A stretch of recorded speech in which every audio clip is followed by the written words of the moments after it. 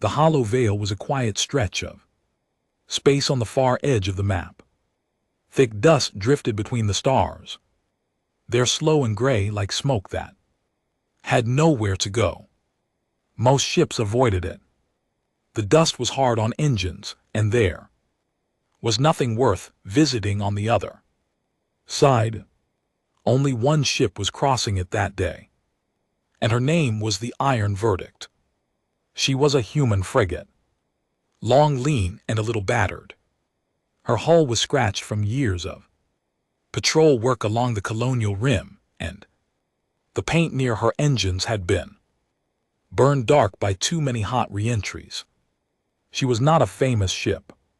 She did not carry admirals or special cargo.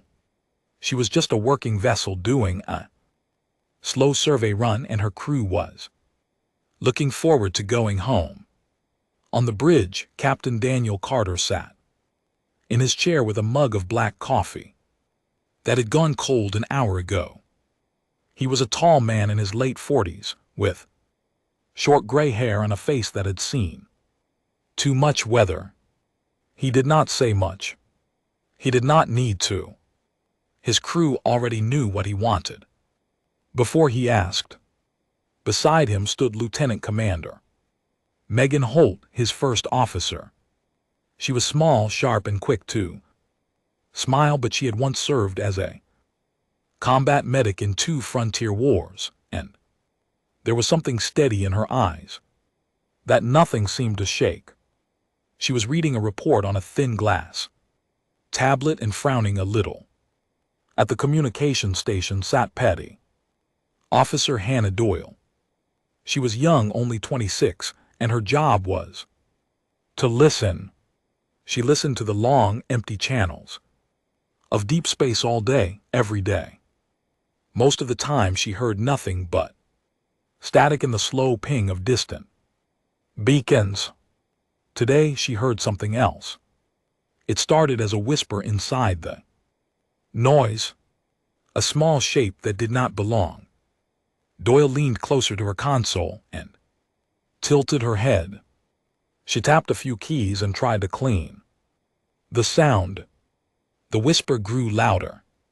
It was a voice speaking in a strange, soft language she did not know. "Captain," she said quietly, "I have something." Carter set down his mug. "What kind of something?" "A distress call, hidden under 3 different elder race codes, old code layers. I think someone tried hard to keep it from being heard. That got the bridge's attention." Holt walked over and stood behind Doyle's chair. Together they listened as Doyle slowly peeled the codes back. The voice grew clearer with each pass. It was thin and frightened, and under the voice, very faint, were other sounds. Children crying, something heavy falling, a long dry boom in the distance. "It is Velinari," Holt said. The Velinari were small, gentle people, known for soft music and beautiful gardens. Almost no one ever heard them shout. Hearing one beg was strange and wrong. Doyle ran the routing log. Her face went pale as the data scrolled up the screen. "Captain," she said, "this signal has been broadcasting for 19 days. Carter blinked once. "Say that again." 19 days, sir. And it has been received and confirmed by other ships. 7 concordance vessels, 2 Selfing cruisers, 1 Velinari transport. She swallowed. All of them logged the signal. All of them noted it was outside their mandate. And all of them kept going. For a long moment, no one on the bridge spoke. The concordance was the great council of elder races that ran most of known space. They were old, polite, careful, and very proud of how civilized they were. They liked to remind humans, often and at length, that humans were young, loud, and reckless. They had rules for everything. One of those rules said you did not enter sovereign space without permission, even to help. Holt looked at Carter.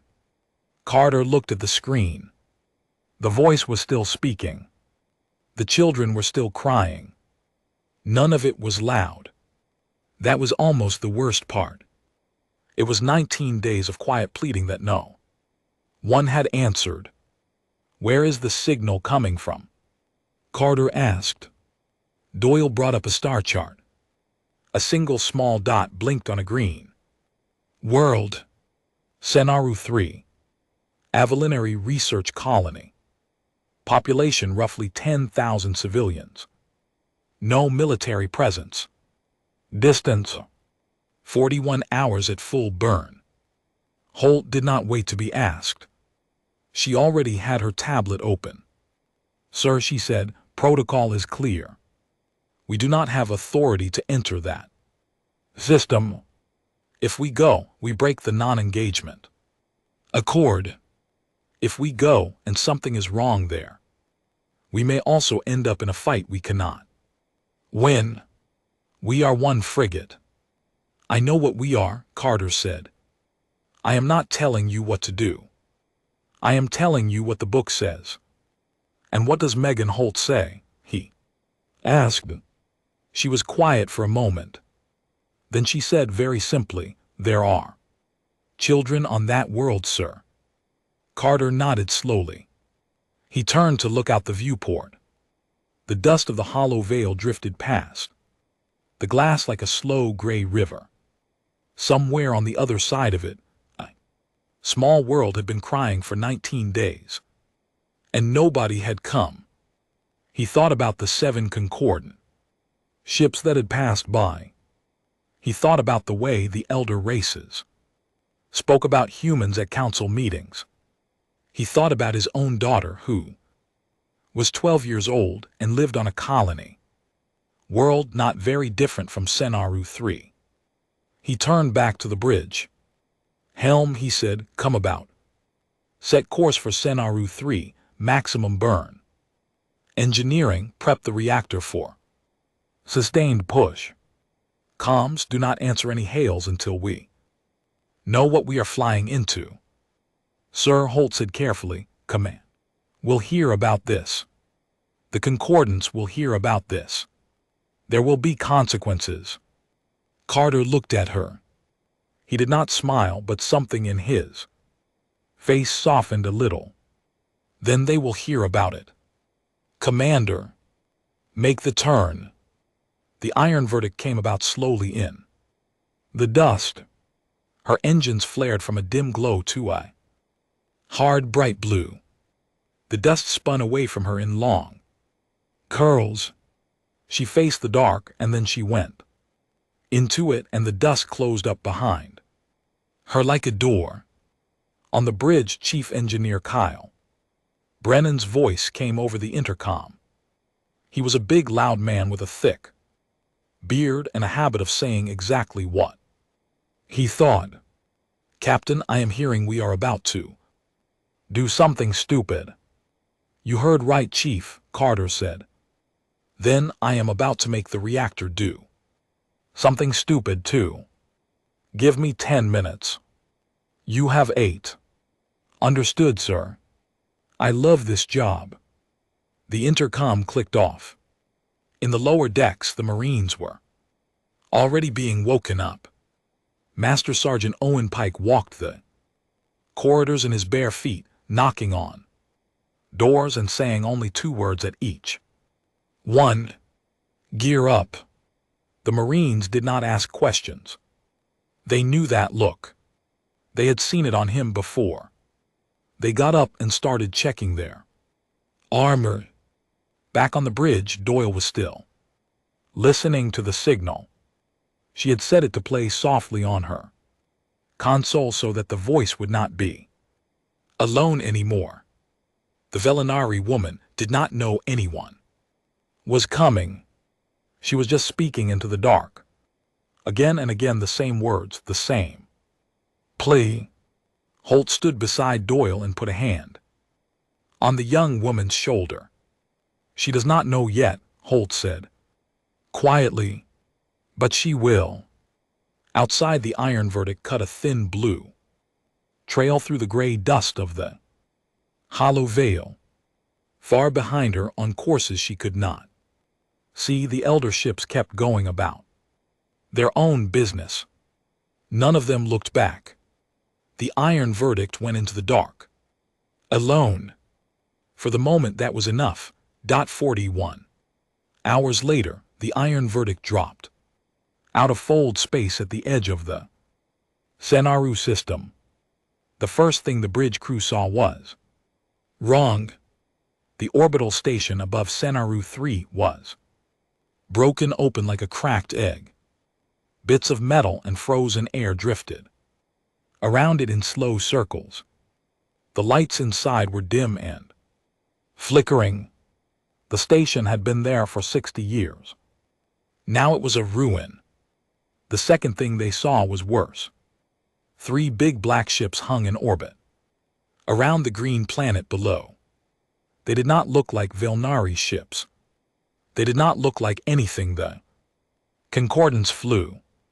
They were heavy and ugly with long gun barrels pointed straight down at the surface.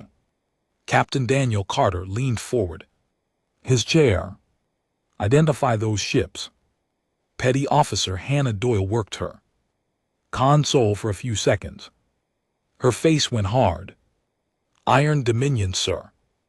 Raider-class destroyers. 3 of them. On the bridge, no one moved for a moment. Everyone knew about the Iron Dominion. They were a slave empire run by a warlord named Arkan Kresh. They went from world to world, took what they wanted, killed who they wanted, and made slaves of the rest. The Concordance pretended they did not exist. The Concordance pretended a lot of things. Lieutenant Commander Megan Holt looked at the screen and her jaw tightened. They have been here for almost 3 weeks. They are not in a hurry. They are taking their time. Why? Doyle asked quietly. Holt answered without looking away from the screen. Because they think no one is coming. Carter touched the intercom. Chief, talk to me. Chief Engineer Kyle Brennan's voice came back fast. Reactor is hot, Captain. We can hit them, but if we go in straight, they will see us a long way off, and 3 raiders against 1 frigate ends one way. What if we did not go in straight? There was a pause. Then Brennan said, Captain, are you about to ask me to do the thing I told you was a bad idea last year? I am. Good. I have been wanting to try it. Carter turned to the helm. Bring us in low under the gas giant. Use the magnetic field to hide our heat signature. We will come up behind them, close enough to spit on them. The helmsman, a young man named Eric Wallace, swallowed once. Sir, that field will play havoc with the reactor. The math says we have a 60% chance of a containment fault. Then it is a good thing we have Brennan. Carter said, do it. The iron verdict slipped down toward the huge orange ball of the gas giant. Its bands of cloud were striped like a tiger's coat. The ship dove in close, almost skimming the upper atmosphere. The magnetic field of the giant world wrapped around the frigate like a thick blanket. Lights flickered. Alarms tried to sing. Down in engineering, Brennan moved around the reactor core like a man dancing with a tiger, talking to the machine in a low, steady voice that sounded almost kind. Easy now, he said. Easy, sweetheart. Hold together for me. Just a little more. The reactor held. The ship slid around the gas giant in a wide silent arc. By the time the iron verdict came back, Up she was right behind the three Dominion destroyers and the Dominion ships were still staring down at the planet, still firing slow, lazy beams at towns and villages they had already half destroyed. Forward batteries, Carter said. Target the lead ship's engine block. Fire on my mark. Tactical was Ensign Paula Bishop. Quiet woman with a steady hand. Locked, sir. Mark. The iron verdict opened up. Her forward guns slammed into the back of the lead destroyer at point blank range. The Dominion ship had no time to react. Its engine block came apart in a bright, ugly flower of fire, and then the whole vessel split in half and drifted in two pieces. The other two destroyers began to turn. They were slow. Carter did not give them time. Helm, drive us right between them. Broadside on the way through. Aye, sir. The iron verdict shot forward like a knife between two great fish. Her side guns hammered to port and to starboard at once. Plasma bolts raked across the bellies of both destroyers. One lost its main reactor and began to drift dark and silent. The other took heavy damage but stayed in the fight. It turned and started firing back. A heavy bolt hit the iron verdict near her engines. The whole ship shook hard. Lights went red. Down in engineering, Brennan was thrown into a wall and got back up with blood on his face, swearing at the reactor and patting it like a horse. Not today, sweetheart, he said. Not today. On the bridge, Holt called out, damn it. Reports. Carter listened with half an ear. He was watching the planet below. Even from orbit, he could see the fires. Sergeant Pike, he said into the intercom. You ready? Down on the marine deck, Master Sergeant Owen Pike was already in his drop armor. 40 Marines stood behind him in a long row, helmets on, weapons checked. The drop pods waited like rows of black coffins. Normally, a drop took careful planning. They did not have time for that. They were going to drop unguided, straight down through atmosphere and hope for the best. Ready, sir, Pike said. His voice was calm. Drop on my mark. Get to the central spire. Find survivors. Hold until we can pull you out. Understood. Mark. The drop pods fell from the iron verdict. Like dark seeds. They burned through atmosphere in long, bright lines. Some of them got hit by ground fire on the way down. Most of them made it. Pike's pod hit the ground hard inside the ruins of what had once been a public square.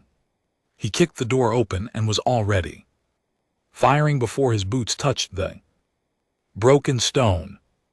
For the next 43 hours, the Marines fought their way through the dying colony. Dominion troops outnumbered them more than 10 to 1. The Marines did not stop.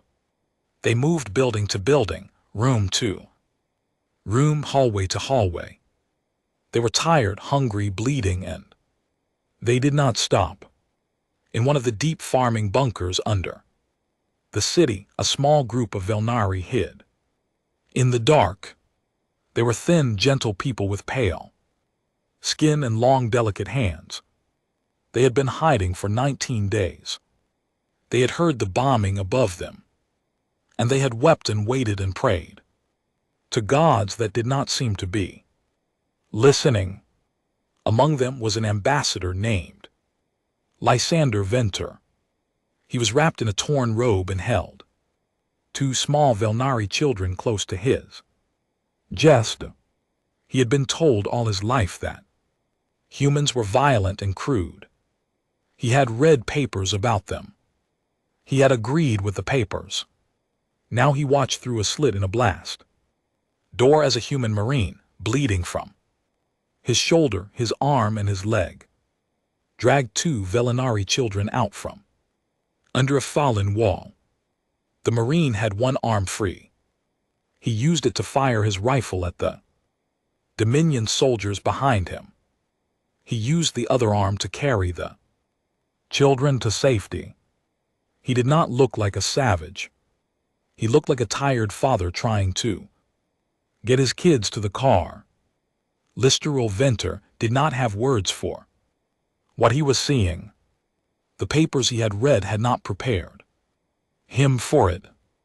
Above the planet, the iron verdict took another hit and kept firing. The last Dominion destroyer finally broke apart in a slow, bright bloom. Black smoke poured out of the iron verdict's flank, but she held station and lowered her shuttles toward the surface. On the bridge, Carter stood at the viewport and watched the small boats rise from the dying colony, one by one, carrying survivors up to his ship. He counted them. 6,011 Velinari were alive. 3,989 were not. The math was simple and terrible. He did not feel like a hero. He felt like a man who had arrived too late. He stood at the glass and watched the boats come, and he did not say anything. For a long time, the iron verdict limped home slowly. Her hull was burned black in 3 places. One of her engines wheezed and coughed, like an old man with a bad chest. Inside, every spare room had been turned into a place for the Velinari survivors.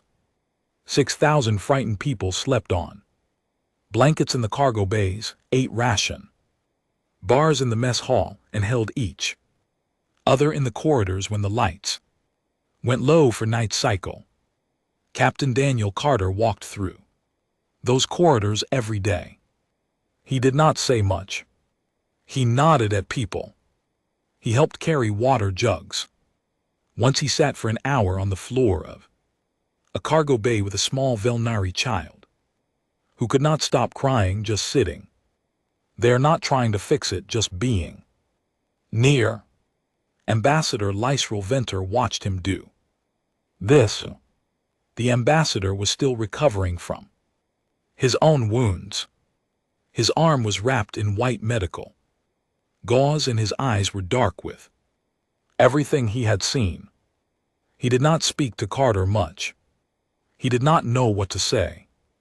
At last the iron verdict reached the Concordance capital, a great silver world called Atherin Prime. The capital had been built by the elder races over thousands of years. It had towers like long crystal fingers and gardens that floated in the air. It was very beautiful. It was very old. It was very proud. Carter expected a thank you. He did not get one. The moment his ship docked, Concordant security troops came aboard. They were polite. They were also armed. They placed Carter, Holt, Brennan, Pike, Doyle, and 6 other officers under arrest. The charges were read out in a calm, soft voice that made the words sound worse. Unauthorized military action. Violation of the non-engagement accord. Destruction of foreign vessels without sanction. Entry into sovereign space without permit.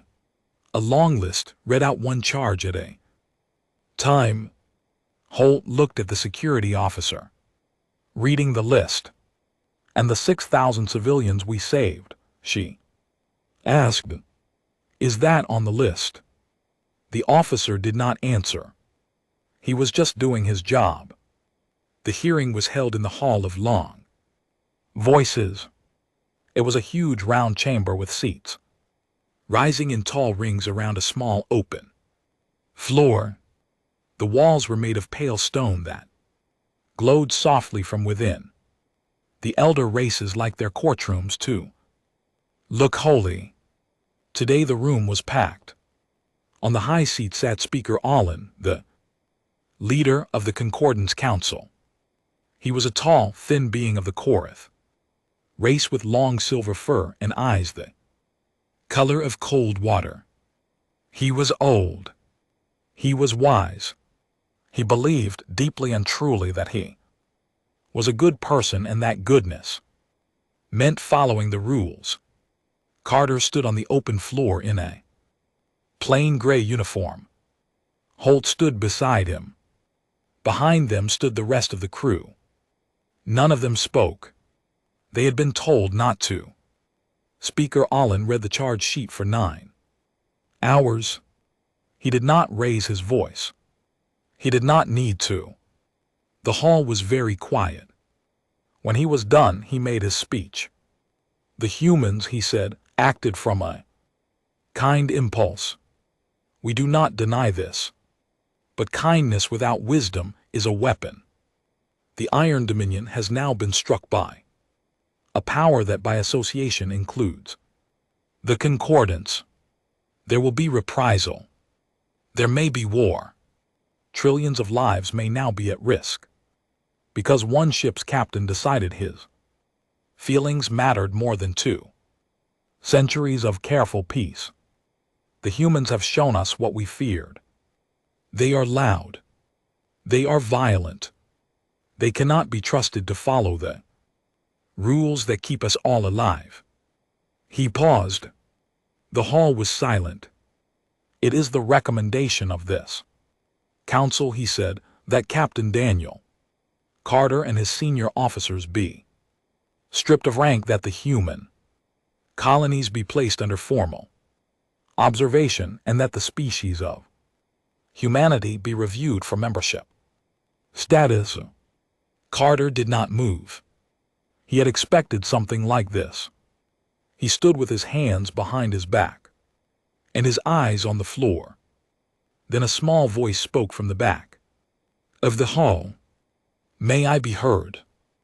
Everyone turned. A thin Vilnari was walking slowly down the central aisle. His arm was still in a sling. His robe was clean but plain. He used a cane. He was Ambassador Lys Raul Ventur, and his own government had ordered him to stay quiet. He had decided not to listen. Speaker Allen frowned. Ambassador, you are not on the witness list. I know, Ventur said. I am putting myself on it. There was a long pause. Then the speaker nodded once. He could not refuse. The rules said any survivor of a recognized incident could speak. Ventur walked to the witness rail. He set down his cane. He looked around at the great hall, at the rows of council members in their fine robes, at the cameras that broadcast this hearing to 100 worlds. He did not look afraid. He looked tired. I will be short, he said. I have one story and one question. For 19 days, he began, my home cried into the dark. We cried for help. My wife cried. My children cried. My neighbors cried. We sent the signal again and again. We were told by the people who built our radios that someone would come. We believed this. He paused. His voice did not shake. It was almost soft. 7 concordant ships received our signal. I have the names. The Telenai, the Vorishkai, the Bright Sound, the Last Step, the Quiet Field, the Star Path, the Long Hand. 7 ships. Each one heard our voices. Each one looked at the rules. Each one decided we were not there. Problem. Each one kept going. The hall was very still. Somewhere a council member coughed in, then went silent. On the 20th day, Ventur said, a human frigate came. It was one ship. It was outgunned. It was alone. It did not check the rules. It came. 40 hours of hard burn. 3 enemy ships waiting. 40 human Marines on the ground against many hundreds. I watched from a bunker. I saw a human soldier bleeding from 3 wounds. He was carrying 2 of our children out of a burning building. He was still firing his rifle with his other hand. He did not know I was watching. He was not doing it for show. He was doing it because he had been told. There were children there, and he had decided that was enough. Venter turned slowly and faced Speaker. Olin. Speaker, he said, I have one question. Which of these is savagery? The 7 who heard and walked on, or the one who came? No one answered. Doyle in the back row quietly queued up the recording of the 7 ships, logging the signal. Each captain's voice played in turn. Each one heard. Each one acknowledged. Each one moved on. The playback took 12 minutes. No one in the hall spoke for any of it. When it was done, an old Sylphine counselor stood up and walked out of the chamber. Another followed. Then a third. They did not speak. They just left. Speaker Olin sat very still on his high seat. His hands were folded. He did not look at Carter. He did not look at Venter. He looked at something far away. At last he spoke, and his voice was much quieter than before. The charges against Captain Carter and his crew are withdrawn. This hearing is closed. There was no applause. The hall began to empty in a kind of stunned silence. Carter walked out with his crew behind him. In the corridor, an old sylphid woman stopped him. Her long pale hand touched his shoulder. I am sorry, she said. Carter did not know what to do with that. He nodded once. He kept walking. The peace did not last long. 3 weeks after the hearing, Arkin Kresh of the Iron Dominion sent his answer. It was not a small answer. It was not a careful answer. It came in the form of 240 warships, moving as one black fleet headed straight for human space. Kresh was not the kind of warlord who let 3 of his destroyers be destroyed without making someone pay. He had decided to pay back the loss many times over. He wanted to burn humanity out of the galaxy like a man stamping on a small fire. He wanted other species to watch him do it so that no one would ever again think it was safe to stand against him. News of the fleet reached Atheria Prime. First, Speaker Olin called an emergency meeting of the Concordance Council. He looked older than he had at the hearing. The events of the past month had aged him in ways no clock could measure. He stood before the council and spoke plainly. We have a choice, he said. We can stand with the humans who have done a brave and reckless thing, or we can stay neutral as our protocols demand and let the Dominion crush them. I will not pretend the choice is easy, but it is a choice and it must be made. The vote was held. The result was closer than anyone had expected. The council voted by a narrow margin to remain neutral. The protocols held. The humans would face the Dominion alone, but 3 elder races, when the vote came around to them, abstained in protest. They did not vote against neutrality. They simply refused to vote at all. It was a small thing. It would matter later.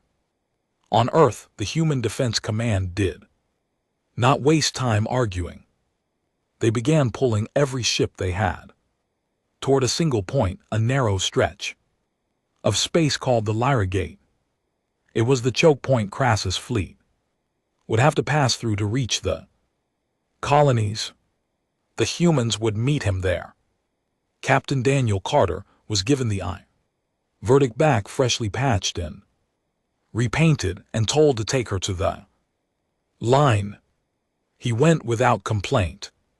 Holt, Brennan, Doyle, and Pike came with him. Their old crew came back from leave without being asked. None of them wanted to miss this. At Lyra Gate, the human fleet gathered. 81 ships in all. Frigates, destroyers, 2 old battleships, and a long line of converted freighters fitted with whatever guns the shipyards have been able to bolt on in a hurry. The Dominion fleet, when it arrived, would be roughly 3 times that number, and most of their ships would be heavier.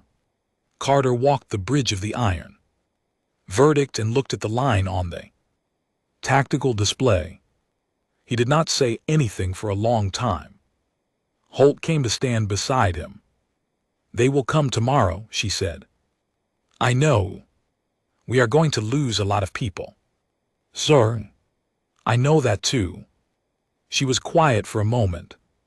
Then she said, "I am still glad we went." Carter looked at her. He smiled just a little. "So am I."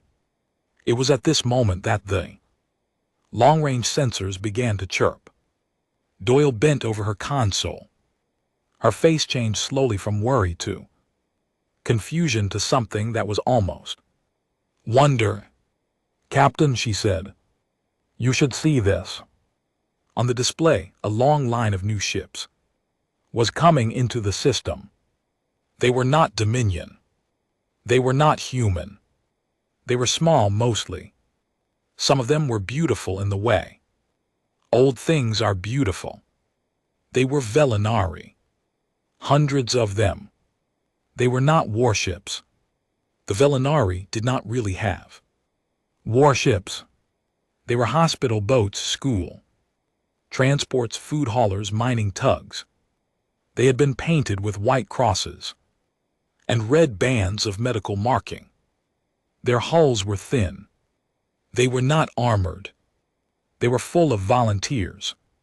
At the head of the long line came a single old transport. Its captain was Ambassador Lyserol Venter. His voice came over the open channel. He sounded tired. He sounded calm. "Captain Carter," he said, "my government has not given permission for this. I am not asking for it. We are here. We brought medical supplies. We brought repair drones. We brought every fabricator we could find. We will not watch a second time." On the bridge of the iron verdict, Hannah Doyle was crying quietly at her station. She did not seem to know she was doing it. She just kept working. Carter pressed the calm. "Ambassador," he said, "you are welcome here." Within 30 hours, more ships arrived. A Sylphine cruiser crewed by sailors who had left their fleet without orders. 3 Korath trade vessels carrying food and water. A small ship from a quiet race called the Telish, who almost never left their home system. Each ship came on its own. Each ship was crewed by people who had broken their own laws to be there. Their governments had said no. Their citizens had said yes. The line at Lyra Gate began to thicken. Then the Dominion came. They emerged from fold space in a long black wave, 240 strong. At their head flew the Black Sovereign, the flagship of Archon Kresh. It was a huge ship, twice the size of anything in the human line. Its hull was carved with the names of the worlds Kresh had taken. The list was long. Carter looked at the wave of black ships coming toward him, and he keyed the open channel one last time. "All ships," he said. "This is Captain Carter, iron verdict. We hold the line. We do not break. If you have to fall back into the medical ships. They are behind us for a reason. Stay alive. Take care of each other. Good hunting. The battle began. It lasted 6 days. There is no clean way to tell 6 days of war. There were moments. There were too many of them. On the second day, Chief Engineer Kyle Brennan invented a way to redirect Wraith's heat into a shaped pulse that fried the targeting systems of any Dominion ship that flew too close. He did not have time to explain how it worked. The other human engineers copied him by watching. By the third day, half the fleet was doing it. On the third day, Master Sergeant O. Pike led a boarding action onto a crippled Dominion cruiser with 12 Marines. They came back with 7. They also came back with the cruisers' command codes, which Doyle used to trick 3 other Dominion ships into firing on each other. On the fourth day, the Velinari medical transports moved into the line to pull damaged human ships out for repair. They were too thin to take hits. They took hits anyway. 23 of them did not make it. Ambassador Venter stayed at the front of the line the whole time. On the 5th day, Archon Kresh himself moved the Black Sovereign forward. He had grown angry. He expected the humans to break by. The 3rd day, he wanted to finish this himself. He came to the front certain that his ship was too big and too strong for anything in the human line to harm. He was wrong. Every ship in the defense line, human, and Velinari and Sylphine and Korath and Telish, every captain and every chair, turned their guns on the Black Sovereign. At the same moment, they did not coordinate it. They just all knew. The order came on no channel. It came from somewhere deeper than that. The Black Sovereign was hit by more weapons at once than any ship in galactic history had ever taken. It came apart in a slow, terrible bloom of fire that lit the system for almost a full minute. On the 6th day, the Dominion fleet, leaderless and bleeding, broke off and ran. The defense line at Lyra Gate did not cheer. They were too tired. They drifted in their broken formation among their own dead, and for a long time the only sound on any open channel was a soft static, the noise of a galaxy quietly listening to what had just happened. The Iron Dominion did not fall in a day. After the Black Sovereign died and the Dominion fleet broke at Lyra Gate, the old empire of Archon Crash began to come apart from the inside. Slave worlds rose up. Generals turned on each other. Smaller warlords tried to grab pieces of the old empire and were cut down by their own troops. The work of fully ending the Dominion would take 19 more years. There would be raids and ambushes and small ugly wars on a dozen forgotten worlds. There would be more dead before it was done.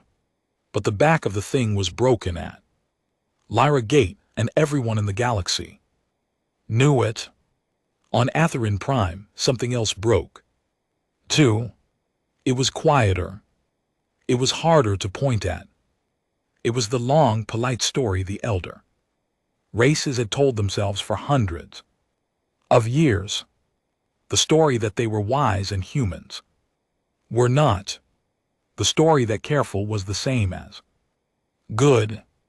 The story that following the rules and being a good person were always the same thing.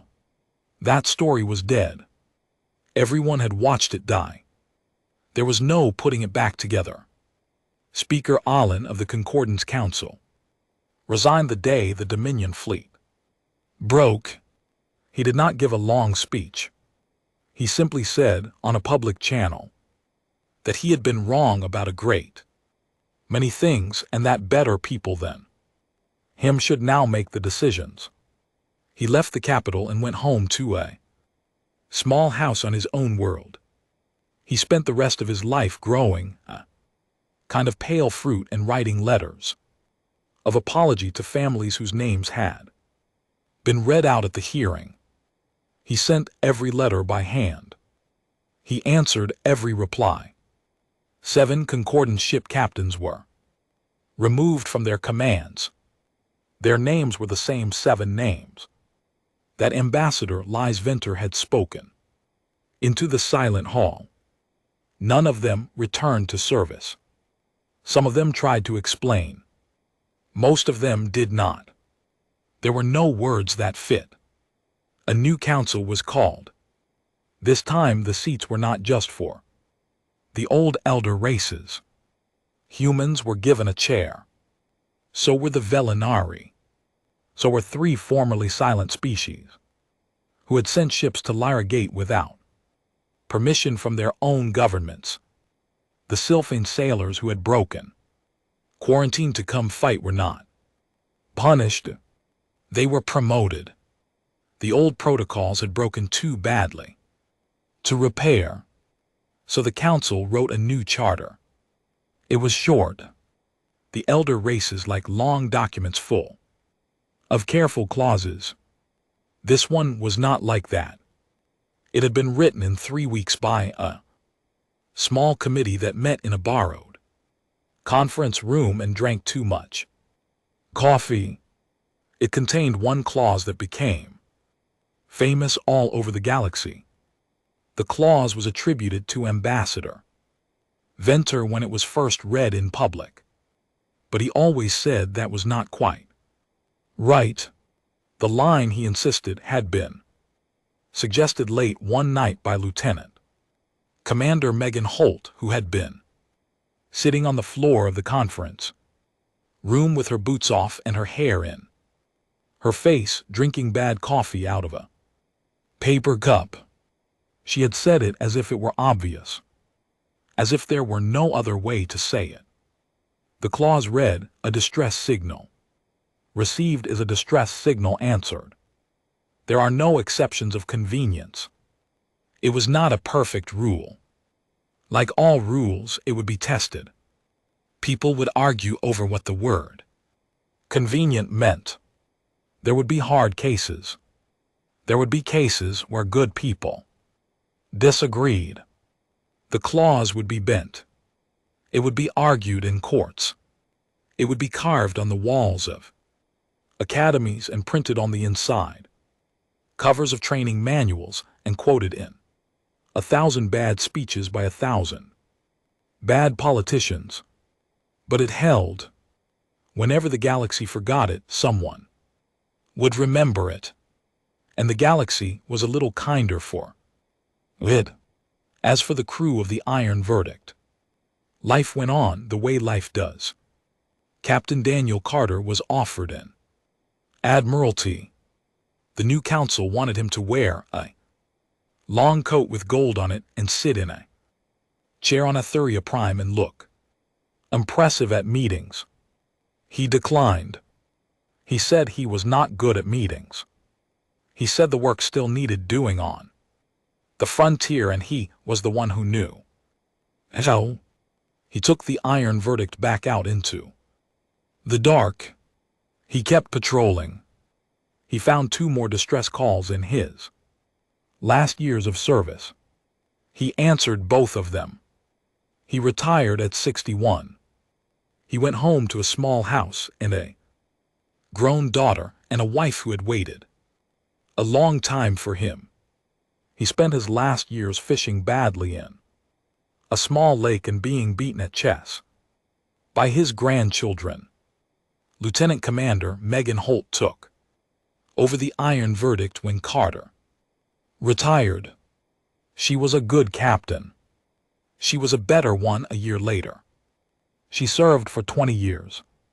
Her crew loved her. She did not understand why, which was one of the reasons they loved her. Chief Engineer Kyle Brennan wrote up his harmonic reactor work and submitted it to 3 engineering journals. All 3 rejected it. He submitted it again. They rejected it again. He kept submitting it. After Lyragate, all 3 journals quietly published it without ever explaining why they had refused. Brennan framed all 3 rejection letters and hung them on the wall of his office. He said they were the most valuable papers he owned. Petty Officer Hannah Doyle, the young woman who first heard the signal, went on to teach at a communication school. She taught one thing above all others. She taught her students to listen. Really listen. To trust the small whisper in the noise. She kept the original recording of the Senaru 3 distress call on her office wall in a frame with the date written below. Her students did not understand at first. By the end of her course they did. Master Sergeant Owen Pike never spoke about Senaru 3 in public. He never wrote a book. He never gave interviews. He retired from the Marines and went to live quietly in a small town on a colony world. Once a year, on the anniversary of the rescue, he flew to the rebuilt Velnari colony at his own expense. Each year he was met at the landing pad by Velnari, who had learned his name. They never made a big show of it. They just walked with him through the rebuilt streets. They held his hand if he wanted. He almost always wanted. Ambassador Lyra Venter became, in time, the first non-human speaker of the new concordance. He served for many years. He was a good speaker. He was a careful one. He kept on the desk of his office single piece of melted armor plating, scarred and twisted, that had been pulled from the wreck of the original iron verdict during her last refit. When visitors asked what it was, he would smile a little and say, "It is to remind me what an answered signal looks like." Most visitors did not understand. He did not try to explain. He let them think about it. Many years later, in a concordance academy on a quiet green world, a young Silphium cadet sat in a history class. She was watching old recordings from the Battle of Lyragate, the kind cadets watch in every class about the war. She raised her hand. "Instructor," she said, "I have a question." The instructor was an old veteran with a tired face. He had been on one of those ships. He looked up. "Yes, cadet. In all of these recordings," she said, "the human ships are taking heavy fire. Some of them are burning. Some of them are losing people. And yet on every open channel I can find, the humans are smiling. They are joking. They are laughing. Why are they doing that? It does not make sense. Why would they smile when they are losing people?" The instructor was quiet for a long moment. Then he said gently, "Cadet, humans are a strange species. They do many things we do not understand. But there is one thing about them I have learned. They smile hardest when they have decided they are not going to lose." The cadet frowned. She wrote it down. She did not understand it. She suspected correctly that one day she would. Outside the classroom, the galaxy went on a little safer than it had been before, because once, a long time ago, one small ship had heard a cry and turned